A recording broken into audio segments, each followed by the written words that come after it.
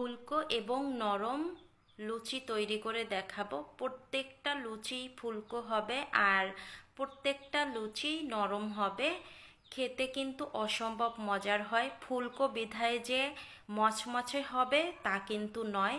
কিছু টিপস আছে, এগুলো যদি আপনারা মেনে এই লুচিটা তৈরি করেন তাহলে আপনাদের লুচিও এরকম ফুলকো প্লাস নরম তুলতুলে হবে। প্রত্যেকটা লুচি ফুলকো হয়েছে দেখেন। আর আমি একটু ছিঁড়ে দেখাচ্ছি, দেখেন ভিতরটা ফাঁপা আর হাতের মুঠোতে নিলে একেবারে দলা পেকে যাচ্ছে, আর মচমচে হলে কিন্তু ভেঙে যেত।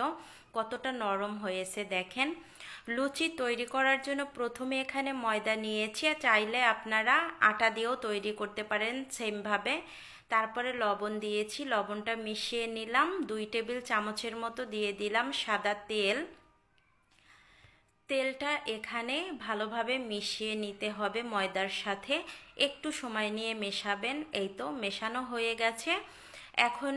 এখানে দিতে হবে কুসুম গরম জল। কুসুম গরম জল দিলে লুচিটা ফুলকো প্লাস নরম হবে। কুসুম গরম জল দিয়ে ভালোভাবে মেখে নিয়েছি। উপর দিয়ে একটু তেল দিয়ে দিচ্ছি যেন ড্রাই না হয়ে যায়। এই তো দিয়ে একটা ঢাকনা দিয়ে ঢেকে রেস্টে রেখে দিব 10 থেকে 15 মিনিট। 15 মিনিট পরে ঢাকনা তুলে নিয়েছি। ময়দাটা একেবারে সফট হয়ে গেছে। ছোট একটু লেচি কেটে নিয়েছি, তাতে দিয়ে দিলাম একটু তেল। তেল দিয়ে আমি লুচিগুলো বেলে নিব। তেল দিয়ে যদি লুচিগুলো বেলেন, যখন ভাজি করবেন তেলের মধ্যে, তাহলে তেলটা কিন্তু পুড়ে যাবে না। যদি ময়দা কিংবা আটা দিয়ে বেলে নেন তাহলে তেলটা দ্রুত নষ্ট হয়ে যায়, কালো হয়ে যায় তেলটা। একটা লুচি তৈরি হয়ে গেছে। সেমভাবে আরও একটি লুচি আমি তৈরি করে দেখাচ্ছি। এই দেখেন, এটাতে আর তেল দেইনি, প্রথমে যেটাতে তেল দিয়েছি সেটাতেই হয়ে গেছে। এখানে আমি অনেকগুলো লুচি তৈরি করে নিয়েছি একসঙ্গে। চুলায় চলে আসলাম ভাজি করার জন্য। এখানে সাদা তেলটা দিয়ে দিলাম, দিয়ে মিডিয়াম হিটে গরম করে নিয়েছি। তারপরে একটা লুচি দিয়ে দিলাম। লুচিটা দিয়ে উপরে একটু তেল ছিটিয়ে দিচ্ছি। আর দেখেন লুচিটা ফুলে একেবারে বেলুনের মতো হয়ে গেছে। এই লুচিটা এপাশ ওপাশ করে ভাজি করে নিতে হবে। কতটা ফুলকো হয়েছে দেখে নিশ্চয়ই আপনারা বুঝতে পেরেছেন। বাস্তবে কিন্তু আরও বেশি ফুলকো দেখাচ্ছে।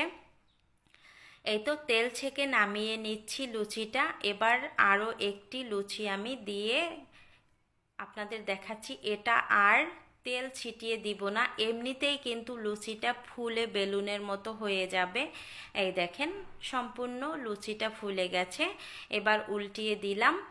এপাশ ওপাশ করে ভাজি করে নিয়েছি। তেল ছেঁকে নামিয়ে নিব। আর এই লুচিগুলো তৈরি করা কতটা সহজ দেখেন।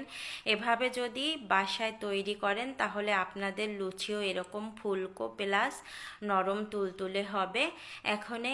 এই যে বড় যে লুচিটা দেখতেছেন, এই লুচিটা আমি একটু ভেঙে দেখাবো আপনাদের। এই দেখেন কতটা নরম হয়েছে।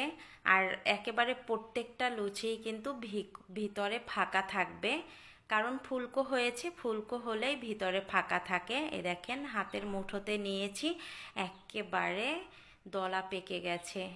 একটু ছিঁড়েও দেখাচ্ছি। আমি বলবো সেমভাবে আপনারা একবার হলো বাসায় ট্রাই করে দেখবেন। আশা করি সবাই তৈরি করতে পারবে।